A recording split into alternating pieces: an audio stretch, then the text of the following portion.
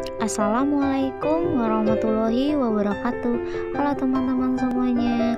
Di video ini kami dari kelompok 7 akan mempresentasikan mengenai analisis regresi linier sederhana dan berganda. Sebelumnya izin memperkenalkan diri terlebih dahulu dari kelompok 7. Anggota kelompok 7 yaitu yang pertama Sania Lestari, yang kedua Fitri Sulastri, yang ketiga Astri Fitriani, dan yang keempat Devia Septianti. Langsung saja pada presentasi kali ini yang akan dilakukan oleh kelompok 7. Penjelasan yang pertama yaitu analisis regresi linier sederhana. Analisis regresi linier sederhana digunakan untuk mengetahui pengaruh atau hubungan secara linier antara satu variabel independen dengan satu variabel dependen. Contoh kasus, seorang manajer di suatu perusahaan ingin meneliti apakah terdapat pengaruh antara profitabilitas terhadap struktur modal. Sampel yang diambil adalah data 20 bulan. Data-data yang didapatkan adalah sebagai berikut. Profitabilitas merupakan variabel independen, sedangkan struktur modal sebagai variabel dependen. Pada kasus ini akan dilakukan analisis regresi linier sederhana untuk mengetahui pengaruh variabel profitabilitas terhadap struktur modal. Kemudian dilakukan uji asumsi klasik regresi. Adapun langkah-langkah analisis pada SPSS 23 sebagai berikut. Yang pertama, buka program SPSS dengan klik Start, All Program, IBM SPSS Statistik, IBM SPSS Statistik 23. Yang kedua, pada halaman SPSS 23, buka variabel view dengan klik variabel view. Yang ketiga, selanjutnya adalah membuat variabel. Pada kolom name, ketik X, pada desimal biarkan terisi 2. Pada label, ketik profitabilitas dalam kurung X, dan untuk kolom lainnya bisa diabaikan. Kemudian, ketik Y pada kolom name, di kolom desimal ganti menjadi 0, dan label ketik struktur modal dalam kurung Y, sedangkan kolom lainnya bisa diabaikan. Hasil pengisiannya sebagai berikut. Yang keempat, jika sudah, buka dan masuk halaman data view dengan klik data view. Selanjutnya, isikan data seperti gambar input data di atas. Yang kelima, klik analis regression linier. Contohnya ada di gambar. Yang keenam, setelah itu terbuka kotak dialog sebagai berikut. Yang ketujuh, masukkan variabel profitabilitas ke kotak independen dan variabel struktur modal ke kotak dependen. Selanjutnya, klik tombol statistik. Yang kedelapan, beri tanda centang pada durbin Watson. Selanjutnya, klik tombol continue. Lalu, pada kotak sebelumnya, klik tombol plots. Yang kesembilan, masukkan receipt ke kotak Y dan grep ke kotak X. Kemudian beri tanda centang pada normal probability plot. Selanjutnya klik tombol continue. Dan yang ke-10, pada kotak dialog sebelumnya klik OK, maka hasil outputnya sebagai berikut. Yang selanjutnya ada output model summary. Yang pertama ada R. R adalah korelasi berganda. Yang kedua ada R square atau R kuadrat, menunjukkan koefisien determinasi. Yang ketiga, adjust R square adalah R square yang telah disesuaikan. Yang keempat ada standar error of the estimate, adalah ukuran kesalahan prediksi. Output ANOVA. ANOVA atau analisis varian yaitu uji koefisien regresi secara bersama-sama uji F untuk menguji signifikasi pengaruh beberapa variabel independen terhadap variabel dependen. Analisis ini lebih cepat diterapkan pada regresi berganda. Output koefisien. Unstandardized coefficient adalah nilai koefisien yang tidak terstandarisasi atau tidak ada patokan. Nilai ini menggunakan satuan yang digunakan pada data variabel dependen, misalnya rupiah, persen, dan sebagainya. Koefisien B terdiri dari nilai konstan, nilai Y jika X sama dengan 0, dan koefisien regresi, nilai yang menunjukkan peningkatan atau penurunan variabel Y yang didasarkan pada variabel X. Nilai-nilai inilah yang masuk dalam persamaan regresi linear. Sedangkan standar error adalah nilai maksimum kesalahan yang dapat terjadi dalam memperkirakan rata-rata populasi berdasarkan sampel. Nilai ini untuk mencari T hitung yaitu dengan cara koefisien dibagi standar error. Standardized coefficient adalah nilai koefisien yang telah terstandarisasi atau mempunyai patokan tertentu.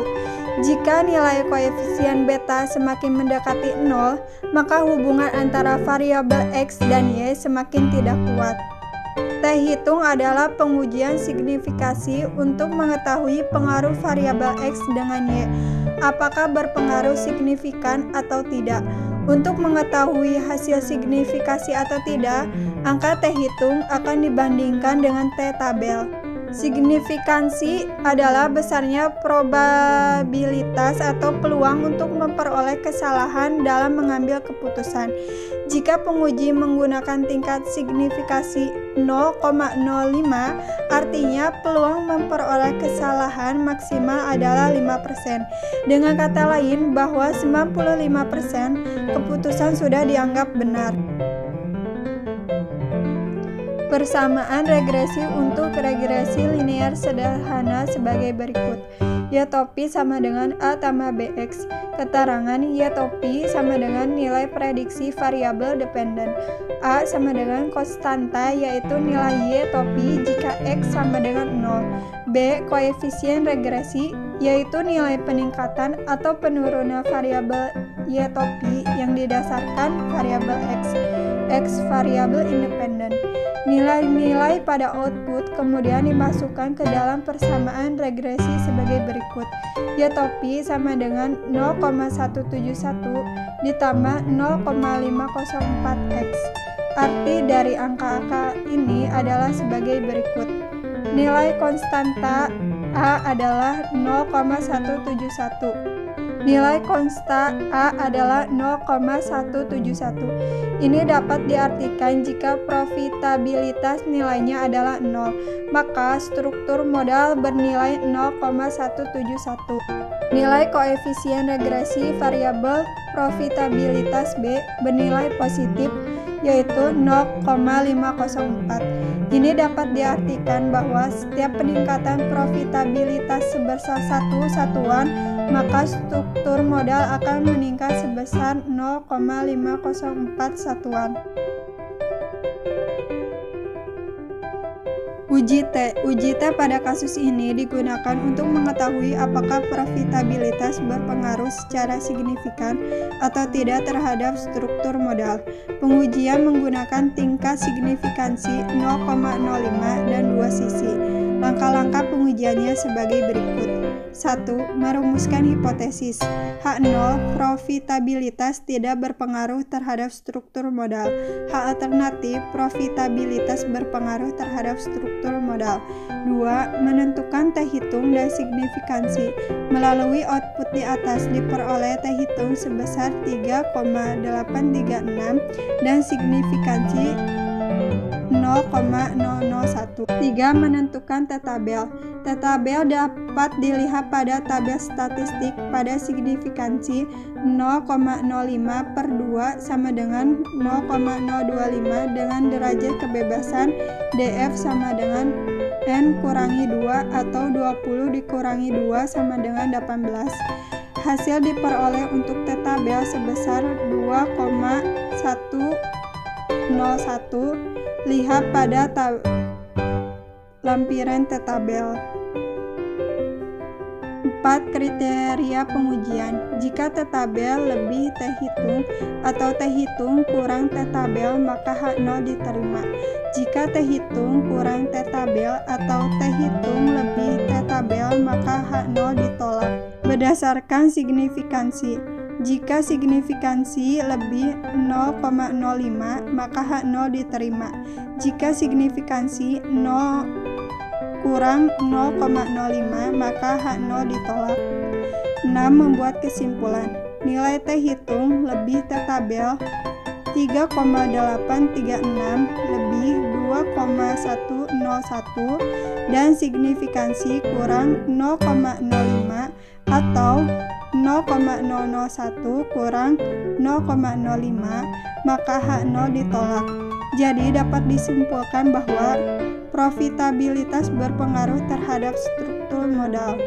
Nilai T hitung positif artinya berpengaruh positif, yaitu profitabilitas semakin meningkat maka struktur modal juga meningkat. Uji asumsi klasik regresi. Uji normalitas residual. Uji normalitas residual digunakan untuk menguji apakah nilai residual yang dihasilkan dari regresi terdistribusi secara normal atau tidak. Model regresi yang baik adalah memiliki nilai residual yang terdistribusi secara normal. Gambar grafik di atas menjelaskan bahwa titik-titik menyebar sekitar garis dan mengikuti garis diagonal, maka nilai residual tersebut telah normal.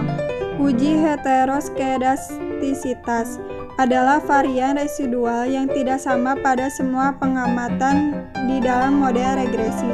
Pada regresi yang baik seharusnya tidak terjadi heteroskedastisitas.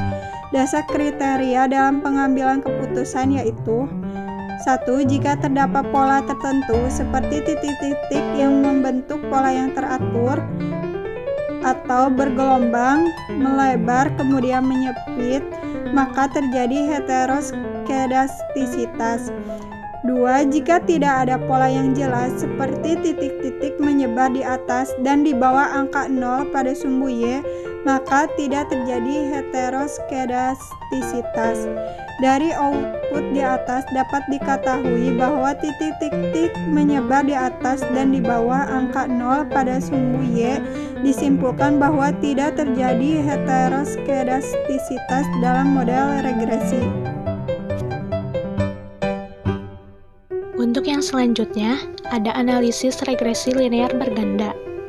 Analisis regresi linear berganda ini digunakan untuk mengetahui pengaruh atau hubungan secara linear antara dua atau lebih variabel independen dengan satu variabel dependen.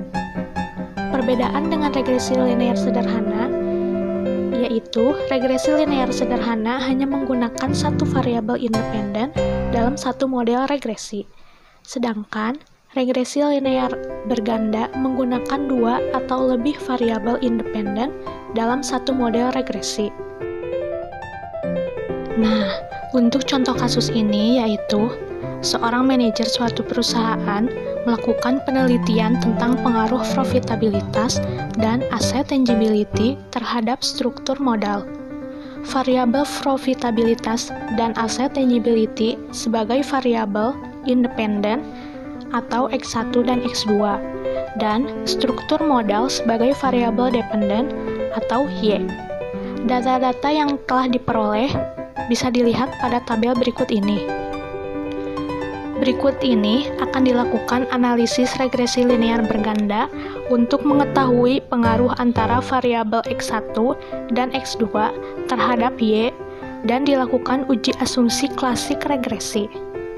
Adapun langkah-langkah analisis pada SPSS 23 adalah sebagai berikut ini. Yang pertama, buka program SPSS dengan klik Start, lalu All Programs, lalu IBM SPSS Statistics, lalu IBM SPSS Statistics 23. Selanjutnya, buka halaman variable view dengan klik pada variable view. Selanjutnya, membuat variabel. Pada kolom name, baris pertama, ketik X1. Ketik profitabilitas dalam kurung X1 di kolom label. Ketik X2 pada kolom name, baris kedua. Pada label ketik asset tangibility dalam kurung X2. Dan pada kolom name baris ketiga, ketik Y, serta ketik struktur modal dalam kurung Y pada label. Untuk kolom lainnya bisa diabaikan saja. Nah, untuk langkah-langkah tersebut bisa dilihat pada gambar di bawah ini. Lalu, masuk ke halaman data view dengan klik data view. Selanjutnya, isikan data seperti gambar input yang telah tadi dijelaskan. Selanjutnya, klik analyze, lalu regression, lalu linear. Kemudian akan terbuka kotak dialog seperti pada gambar 8.13. Untuk langkah ke-6, masukkan variabel struktur modal ke kotak dependent. Sedangkan variabel profitabilitas dan aset tangibility ke kotak independen. Langkah selanjutnya, klik tombol statistics. Kemudian akan muncul kotak dialog seperti pada gambar 8.14. Lalu, klik SRE-SID atau Student Digit Residual. Kemudian, masukkan ke kotak Y. Dan klik ZPRED atau Standard Digit Predicted Value. Kemudian, masukkan ke kotak X. Untuk uji asumsi klasik normalitas residual, maka beri tanda centang pada normal profitability plot. Setelah itu, klik continue dan kemudian ke kotak dialog sebelumnya. Lalu, klik OK. Maka hasil outputnya adalah sebagai berikut ini. Selanjutnya, langkah-langkah uji F adalah sebagai berikut ini. Yang pertama, merumuskan hipotesis. HO adalah profitabilitas dan aset tangibility tidak berpengaruh terhadap struktur modal. Sedangkan HA, profitabilitas dan aset tangibility berpengaruh terhadap struktur modal. Yang kedua, menentukan F hitung dan nilai signifikansi. Dari output diperoleh F hitung sebesar 10,666 dan nilai signifikansi sebesar 0,001. Untuk yang ketiga, yaitu menentukan F tabel. F tabel dapat dilihat pada tabel statistik. Pada tingkat signifikansi 0,05 dengan DF1, yaitu jumlah variabel dikurangi 1, sama dengan 2. Dan DF2, yaitu N kurangi K kurangi 1, atau 20 kurangi 2 kurangi 1, sama dengan 17. N ini adalah jumlah data, dan K adalah jumlah variabel independen. Hasilnya diperoleh untuk F tabel sebesar 3,592. Nah, langkah yang keempat yaitu kriteria pengujian. Yang pertama, jika F hitung kurang dari F tabel, maka HO diterima. Dan jika F hitung lebih dari F tabel, maka HO ditolak. Nah, untuk langkah yang terakhir yaitu membuat kesimpulan. F hitung F tabel yaitu 10,666 lebih dari 3,592 dan signifikansi kurang dari 0,05 yaitu 0,001 kurang dari 0,05, maka HO ditolak. Jadi, dapat disimpulkan bahwa profitabilitas bersama-sama berpengaruh terhadap struktur modal. Output koefisien. Unstandard koefisien adalah koefisien yang tidak terstandarisasi atau tidak patokan. Nilai ini menggunakan satuan yang digunakan pada data variabel independen. Koefisien B terdiri dari nilai konstan, dan koefisien regresi atau nilai yang menunjukkan peningkatan atau penurunan variabel yang didasarkan pada variabel X dan X.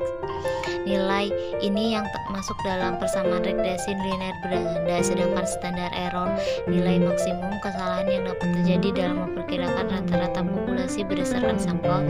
Nilai untuk mencari t-hitung dengan cara koefisien dibagi standar error. Yang pertama ada standar koefisien.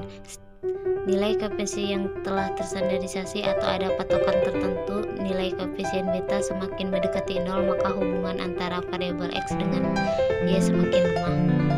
Yang kedua ada t-hitung, adalah pengujian signifikansi untuk mengalami pengaruh variabel X1 dan X2 terhadap Y secara parsial, apakah berpengaruh secara signifikan atau tidak. Untuk mengetahui hasil signifikan atau tidak, angka t-hitung akan dibandingkan dengan t-tabel. Langkah pengujian dapat dibaca pada pembahasan di bawah. C. Signifikansi adalah besarnya probabilitas memperoleh dalam mengambil keputusan. Jika pengujian menggunakan tingkat signifikansi 0,05, artinya peluang memperoleh kesalahan maksimal 5%. Dengan kata lain, 95% keputusan sudah dianggap benar. Dan yang ke D, yaitu collinearity statistik, adalah angka yang menunjukkan ada tidaknya hubungan linear secara sempurna atau mendekati sempurna antar variabel independen dalam model regresi dengan menggunakan nilai toleransi dan VIP. Asumsi klasik yang digunakan pada model regresi linear berganda yaitu bahwa tidak adanya multikolinearitas antar variabel independen.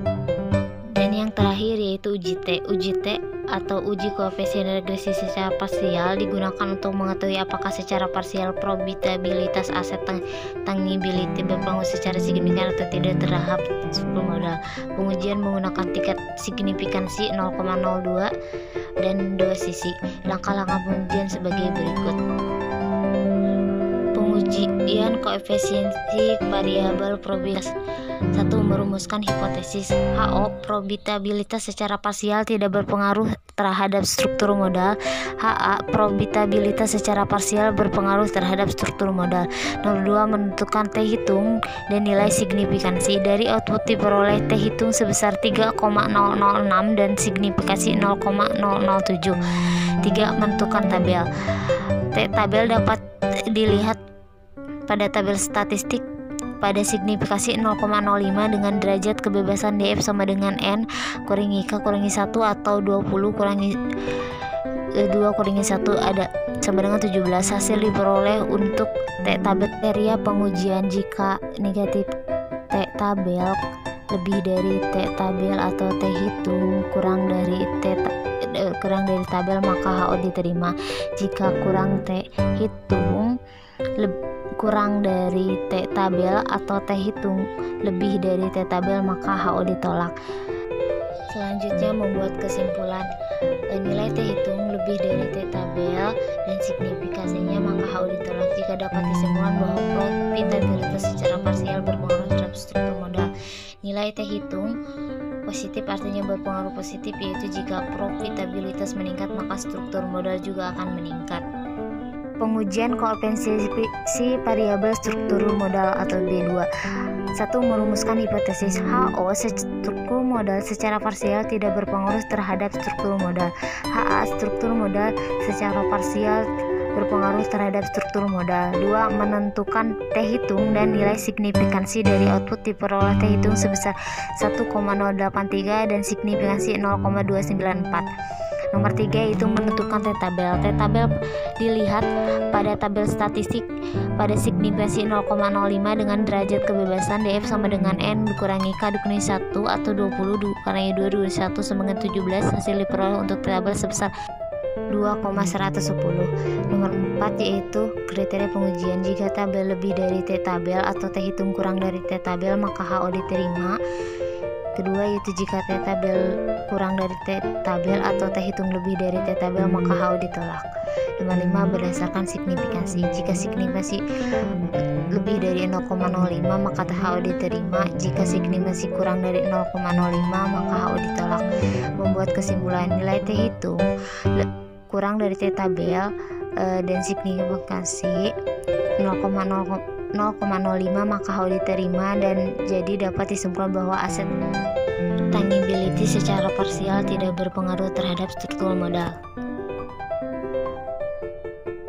Selanjutnya, uji asumsi klasik regresi. Yang pertama, uji normalitas residual. Uji normalitas residual digunakan untuk menguji apakah nilai residual yang dihasilkan dari regresi terdistribusi secara nol atau tidak. Moda regresi yang baik adalah yang memiliki nilai residual yang terdistribusi secara normal. Metode yang digunakan untuk metode grafik yaitu dengan melihat penyebaran data pada sumber diagonal pada grafik normal plot of regression standar. Bilan keputusannya, jika titik-titik menyebar sekitar garis dan mengikuti garis diagonal, maka hasil residual tersebut telah normal. Hasil uji normalitas dapat dilihat dari gambar di samping kanan pada nomor gambar 8,17. Dari gambar grafik di atas dapat diketahui bahwa titik-titik menyebar sekitar garis dan mengikuti garis diagonal, maka nilai residual telah normal. Selanjutnya, uji multikolinearitas. Multikolinearitas artinya antar variabel independen yang terdapat dalam model regresi memiliki hubungan linear yang sempurna atau mendekati sempurna. Koefisien kolerasinya tinggi atau bahkan 1. Pada model regresi yang baik seharusnya tidak terjadi kolerasi sempurna atau mendekati sempurna di antara variabel bebasnya. Berikut yang dilakukan uji multikolinearitas dengan melihat nilai VIP dan tolerans pada hasil regresi. Cara untuk mengetahui ada atau tidaknya gejala multikolinearitas antara lain adalah dengan melihat nilai variance inflation factor atau VIP dengan nilai toleransi lebih dari 0,100, maka dinyatakan tidak terjadi multikolinearitas. Hasil uji kolinearitas dapat dilihat pada output hasil regresi dan ditampilkan sebagai berikut. Bisa dilihat pada gambar 8,18. Dari output dapat dilihat bahwa nilai variabel lebih dari 0,100 dan VIP kurang dari 10, maka dapat bahwa tidak terjadi multikolinearitas antar variabel bebas.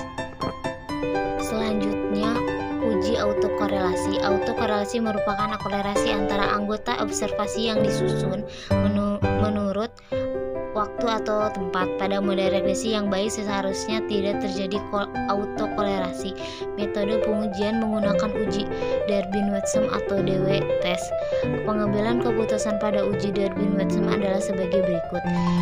A. DU lebih dari DW lebih dari 4 DU, maka HO diterima, artinya tidak terjadi autokolerasi.